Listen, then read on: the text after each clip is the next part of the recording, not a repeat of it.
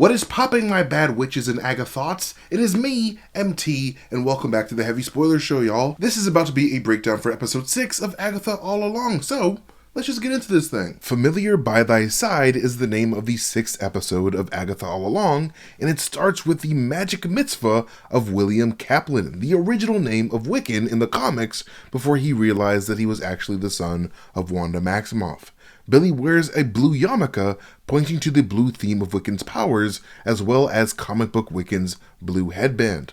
Billy Kaplan is then led into the ceremony by his biological parents, Rebecca and Jeff Kaplan. And no, I'm not talking about the Jeff Kaplan that made a terrible Overwatch sequel, but instead a new, less nerdy strain of Jeff Kaplan, played by actor Paul Adelstein, with his wife Rebecca, of course, being played by actress Maria Dizia. And after the main ceremony, Billy and his loved ones get to partying, with the entire function being themed blue, much like Billy's future powers.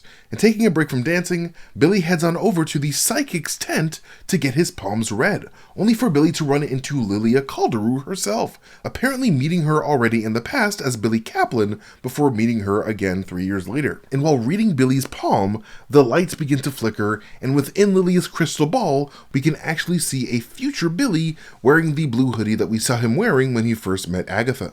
This is before Lilia mentions that his lifeline is broken in two, pointing to how Billy has 2 different lives with 2 different sets of parents. And a little bit after this, Lilia says the words, "the Tower reversed," which is of course a reference to the Tower tarot card, but in the reverse position. A card formation that represents an imminent crisis and change on the horizon. Lilia's way of foreseeing Billy's car accident to come. And as Billy starts to leave Lilia's tent, he mentions that her vibe is early Argento, a reference to Italian filmmaker Dario Argento, who made horror classics like 1975's Deep Red and 1977's Suspiria. But before Billy leaves, Lilia grabs his arm and tells him that he's a good kid and that he should enjoy every minute of the present moment that he can. Likely Lilia's way of trying to maximize the last few moments of Billy Kaplan's happiness before his life would very soon end.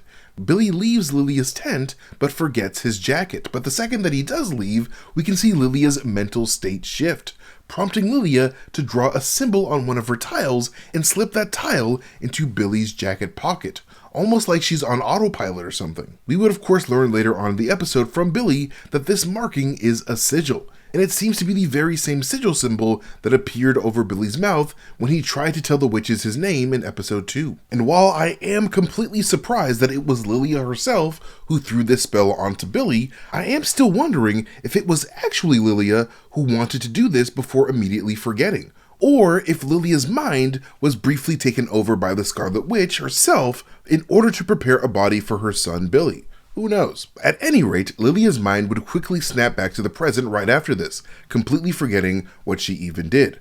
However, soon after this, the entire bar mitzvah celebrations would be cut short, courtesy of something fishy happening with the Westview Hex, revealing that Billy Kaplan's bar mitzvah occurred during the events of WandaVision 3 years prior to this show, which would of course make Billy Kaplan 13 years old. I mean, Billy did tell Alice Gulliver that a lot happened to him when he was 13 in episode 3 after all, so now we know what he was talking about. And as the Kaplan family drive back home to their place in Eastview, the family car starts playing audio of Vision and Wanda's conversation from WandaVision episode 2, when Vision says, "My wife and her flying saucers," and Wanda says, "My husband and his indestructible head." I truly love this detail a whole lot because it is perfectly in line with the chaos magic science that Darcy Lewis discovered in WandaVision episode 4. In that episode, Darcy detects an extremely high level of cosmic microwave background radiation being emitted from the Hex, radiation that can be traced all the way back to the Big Bang. We would soon discover that this Big Bang radiation is of course Wanda Maximoff's chaos energy, and also how that energy was emitting radio waves that were broadcasting the happenings of Wanda Maximoff's life in the Hex, with these radio waves only being picked up by old vintage TVs and AM/FM radios. So them hearing Wanda and Vision arguing tells us that not only is the Kaplan family within pretty damn close vicinity of the Hex, but also that Wanda's chaos energy was also invisibly permeating the car as they drove. That second part is super important because it might just serve to explain how Hex Billy Maximoff's mind and personality transferred into the body of Billy Kaplan.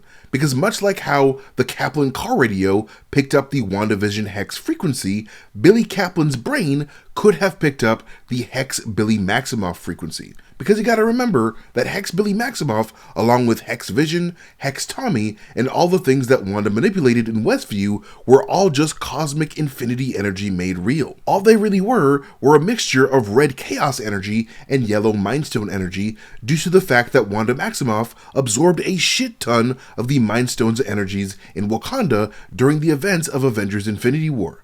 Before Wanda absorbed these Mind Stone energies, she did not have the ability to create sentient beings in warp reality like this, because all she had was chaos energy. It was only when the Scarlet Witch began to forge her own powerful self by first absorbing the Mind Stone that she gained the power to use that mind energy to create independently thinking people and to manipulate matter on a quantum level. If Wanda's hybrid chaos Mind Stone energies were permeating this immediate area outside of the Hex, then as soon as Hex Billy Maximoff turned back into pure chaos and mind energy as the Hex began to disappear, Billy's Mind Stone energies could easily find its way into Billy Kaplan's body. But only at the exact moment Billy Kaplan's own nervous system stopped producing its own bioelectricity to pump his own heart at the moment of his death. Because that is when the bioelectricity of Hex Billy's Mind Stone energies could ride Wanda's chaos magic radio energy waves into Billy Kaplan's body. But anyways, I'm getting ahead of myself. After Billy's dad turns off the radio, Billy is immediately greeted by the sight of the Hex, a Hex that appears to be slowly shrinking, pointing to this being near the end of Wanda's hold over Westview right before she says goodbye to her family. And during this ride, a truck coming from the opposite direction suddenly swerves into their lane, causing Billy's mother to drastically swerve out of the way onto the side of the road, causing the car to lose control and slam into a nearby tree in the forest. This appears to be the very same mysterious car crash outside of Eastview referenced in the very first episode when Agatha and Rio are chatting about their case over a pizza and a beer. A car wreck that apparently deployed the front two airbags and left a trace of blood in the back seat. Now we know that this backseat blood belongs to Billy, who was sitting in the back seat at the time of the crash. Seeing Billy in super rough shape, his parents then run to get help as Billy Kaplan's heart takes its final beats before Billy passes away. But pretty much the second Billy Kaplan's body becomes vacant, in comes the cosmic energies of Billy Maximoff to move on in.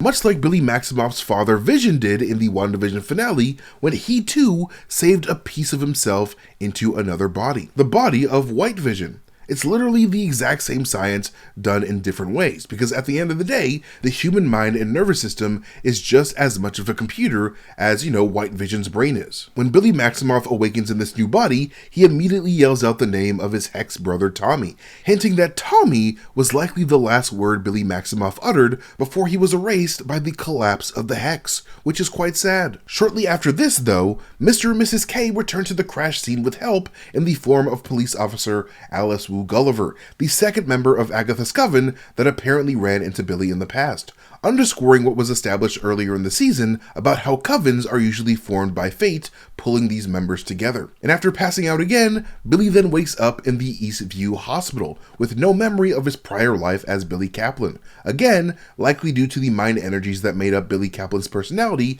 dying in the car with his last heartbeat. There's no Kaplan in there no more, and boy can Jeff and Rebecca Kaplan see this right off the bat, because Billy is not acting like his usual self anymore. And Billy is of course able to detect their worry through the manifestation of his latent mind-reading abilities, a magic ability that Billy shares in common with his mother Wanda. And after all of this mind-reading becomes too much for Billy, Billy retreats to his new old bedroom, a bedroom with posters of Alice in Wonderland, The Wonderful Wizard of Oz, and The Black Cauldron on the walls. And these posters are not far from this poster for a fictional movie called The Goofballs, a clear parody of the 1985 classic The Goonies. And in addition to some hairy Houdini posters that point to Kaplan's love for the famous illusionist, we can see some figurines of the Wicked Witch of the West, the Scarecrow, and Dorothy. Yet another way this series shouts out the Wizard of Oz. And over here we can see a witch poster with the text Miss Baldwin, a modern witch of Endor. And on the poster we can see a woman in a yellow dress looking back at a skeleton behind her, an image reminiscent to Lily Calderou's vision from episode 3 of that woman in the yellow dress with that robe skeleton. Then we are brought forward 3 years into the future when a 16-year-old Billy tells his boyfriend Eddie about how he feels like he died and came back to life on the day of the crash, leading the two to head to Billy's room to look over his own research into who he could possibly be. On 16-year-old Billy's walls, we can see posters for the 1976 movie Carrie, the 1996 movie The Craft, and the 2004 horror movie Saw. And not far from those, we can also see a trans right flag in the background showing that your boy is an ally. And as Billy talks about the Westview Hex, Eddie tells him that he just figured that the whole Westview situation was just an Avengers training exercise gone wrong. A line that is clearly a fun nod to the very first Iron Man movie when Terrence Howard Rhodey covered up Iron Man's antics by publicly stating that it was all part of an Air Force training exercise. Soon after this, Billy pulls up one of Jennifer Kale's YouTube videos, the third member of the Coven to appear in his life before he even met them. And while this video is playing, we can see an article about reincarnation in past lives that Billy has highlighted in the past, very much showing us that this boy is on the right track towards figuring out who he really is. And not long after this, Billy does the one thing that Saturday morning cartoons told us not to do and meets up with a crazy man from the internet with a boner. But luckily, this boner was Ralph Boner, as played by Evan Peters, and not Jeffrey Dahmer, as played by Evan Peters, which is what would probably happen in real life. And boy, have these past 3 years not been kind for this flaccid boner, as he's become increasingly paranoid towards everything after dealing with both supernatural witches and the super assholes over at Sword. And I especially enjoyed how this entire scene with Ralph Boner in this parking garage is just one big reference to the Deep Throat scene from 1976's All the President's Men. And Ralph is so much of a boner that he even made himself a little cross out of chicken bones that he put on his hat in a feeble attempt to protect his mind from being possessed again, which is hilarious. Ralph then reluctantly tells the boys what happened to him in WandaVision, and how he held Monica Rambeau hostage and was the one who actually poisoned and killed the Maximoff dog Sparky, all under the control of Agatha Harkness. But most importantly, he tells Billy of Wanda and Vision's 2 boys, Billy and Tommy Maximoff, with Billy pretty much immediately reacting to the mention of his brother's name in semi-recognition. You can actually hear a couple of notes of the WandaVision theme playing in the background when Ralph mentions being a terrible influence on Wanda and Vision's kids, which was a really nice touch. After this, Ralph reveals that everyone in the world believes Wanda Maximoff to be dead after the events of Multiverse of Madness, and that Vision had been broken down for parts over at Sword, seemingly not knowing that Sword reassembled those parts to create White Vision. And after learning that this Agatha Harkness lady is just chilling in Westview, Billy then heads back to his bedroom to crank some Lorna Wu in the Coral Shore as he writes down what he's learned about the Maximoff family at his desk. A Lorna Wu poster can actually be seen to the left of his desk, right next to, oh my god, you guessed it, yet another Wizard of Oz reference of a poster. This show cannot get enough Wizard of Oz into its bloodstream. Billy then takes a look at the portion of his wall that he reserved for research on magic sigils. And next to the drawing of his own sigil, we can see that he's written notes regarding 2 different types of sigils. The note to the right of his sigil explains what permanent sigils are, by stating that they're active for long periods of time and that permanent sigils can be made into art pieces or hidden in other objects, which is exactly what Lilia did with Billy's permanent sigil. He also noted that these sigils can also be recharged to strengthen and revitalize the active energy. And the second type of sigil, explained a little bit further to the left here, is the concept of destructible sigils. Sigils that are apparently activated by being destroyed and can create a burst of energy that gives the sigil power. These sigils are written, carved, or singed into paper, wood, food, or any objects and destroyed by fire or force. Billy then hits the internet and searches for info on Agatha Harkness, using a Google parody of a site called Looky to eventually find a Reddit parody of a site called Dreadit, which has a forum post asking if any witches from the Salem witch trials are still alive today. A user named 4th Level Warlock mentions the Salems of Evnora Harkness's coven, as well as the children of the coven that would one day form the dreaded and creepy Salem 7. But in reply to that comment, a user named Sam Samwitch would post an old-ass picture of Agatha, leading Billy to run a reverse image search of that picture to find that Agatha was actually one of the survivors of the sinking of the Titanic on April 15, 1912. Billy then follows these digital breadcrumbs to find this article from the Bella Cross Daily Tribune that details the Hindenburg Zeppelin disaster of May 6, 1937, loosely implying that Agatha may have caused the crash herself. We then see an article from October 14, 2007, implying that Agatha was the Jolene woman Dolly Parton was worried about losing her man to in her 1973 hit song Jolene. In the comments of that article, Billy then finds a link to a site called Brujapedia, with bruja being the Spanish word for witch. And while searching this index of witches that begin with the letter A, we can see that this site believes that First Lady Abigail Adams, the wife of 2nd U.S. President John Adams, to have been a witch, which would be quite the revelation if true. And clicking on Agatha's article, we learn that, prior to the events of WandaVision, the last time Agatha was spotted was in Nashville, Tennessee in 1973, which is quite intriguing. And under that, we can see some Agatha Harkness fun facts, including how she ended her entire coven, possesses the power to absorb life forces like a succubus, has the nickname Witch Killer, and is the only known survivor of the Witch's Road.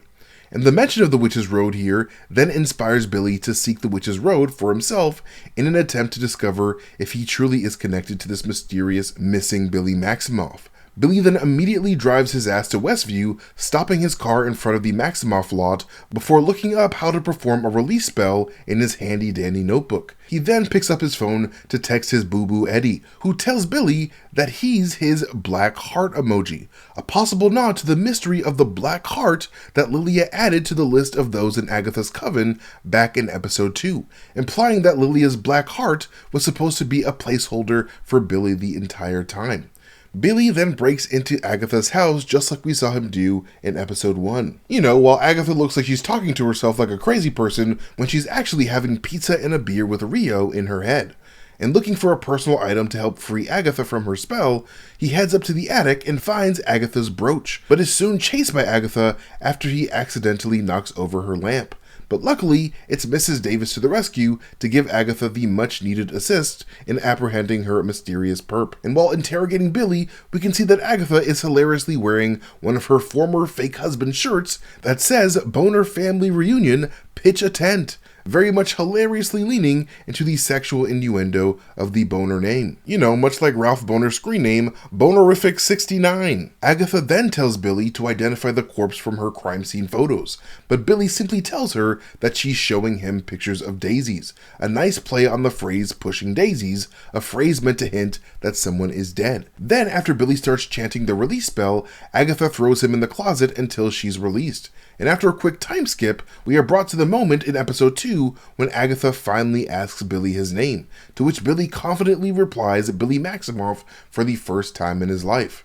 Then we're finally brought back to the Witch's Road in the moments directly after Billy Maximoff put on the crown and made the other witches see brown. We see Agatha crawling her way out of said brown by using a nearby root to pull herself out of the mud, reminiscent to how Carrie's hand emerged from her grave at the very end of 1976's Carrie. Billy then destroys the tile holding the sigil, allowing all the witches with a heartbeat to finally hear his name. Agatha then tells Billy that it's nice to see him again, with the last time they actually met, of course, being when she kidnapped both him and his brother Tommy during the events of WandaVision. But she says this after telling Billy that both he and his mother Wanda apparently have the same tell, without elaborating on what that tell is. But if I had to guess, Agatha is likely talking about the weird finger movements that Wanda tends to do while she's casting her spells, something that we saw Billy do at the very end of the last episode when he was using his powers. Agatha then congratulates Billy on breaking the rules and doing exactly what he had to do to survive, projecting her own selfish viewpoints on Billy, almost like she's trying to excuse her own selfish nature that led her to absorb countless life forces with the Darkhold all her life. And finally, after a little prying, Agatha discovers that Billy's main motivation for going on the Witch's Road is to find his brother Tommy. Something that Billy can't really do without Agatha's help, as much as he doesn't really want to admit it, because this boy cannot use his powers anymore for some reason. But before they head off to the next trial, Billy makes sure to let Agatha know that he doesn't trust her at all anymore after what she did to Alice. And Agatha seems to react to that in a very interesting way, seemingly trying to hide that Billy's newfound disdain for her actually hurts her a little bit. But regardless of their tumultuous relationship, off those two witches go down the Yellow Leaf Road to their next life-threatening trial, and I cannot wait to see what's in store for them next week in episode 7. However, before I go, speaking of the Witch's Road, y'all want to see something cool? You know how each area of the Witch's Road is themed after a different color? Well, it's looking like the order these colors appear on the road match the order the Infinity Stones appeared in the MCU. Like, for example, the first part of the road was blue, right? And that's because we were first introduced to the Tesseract in 2011's Captain America 1. Then the next area with Trial 2 was themed red, which is the same color as the Ether, which was the next Infinity Stone that we saw in 2013's Thor 2. And after this we have the purple area, representative of the orb introduced in 2014's Guardians of the Galaxy Volume 1, and now we're in the yellow area, as the Mind Stone would not be exposed by Ultron until 2015's Age of Ultron. So if this pattern stays true, the next trial after this should be themed green, because we were introduced to the Green Time Stone in 2016's Doctor Strange 1, and this will likely be followed by an orange section to point to the Soul Stone introduced in 2018's Infinity War. I mean, I know I always say it, but the entire MCU really is completely rooted in these Infinity Stone energies, man. It's some pretty cool shit. But yeah, that is it for this breakdown of episode 6 of Agatha All Along. What'd you guys think of this episode? Let us know in the comment section down below. But like I always say, you guys can follow me at Mastertainment on Twitter, Threads, YouTube, wherever I am on the internet. But most importantly, follow Heavy Spoilers here by hitting the subscribe button and hitting that bell to get notifications for every time we upload a video. And hey, if you guys want cool clothes on your body, head on over to the Heavy Spoilers store because we've got some amazing stuff for you guys 24/7. But like always, you guys are amazing for watching this video. I love you guys so much, and I'll catch you guys later. Bye.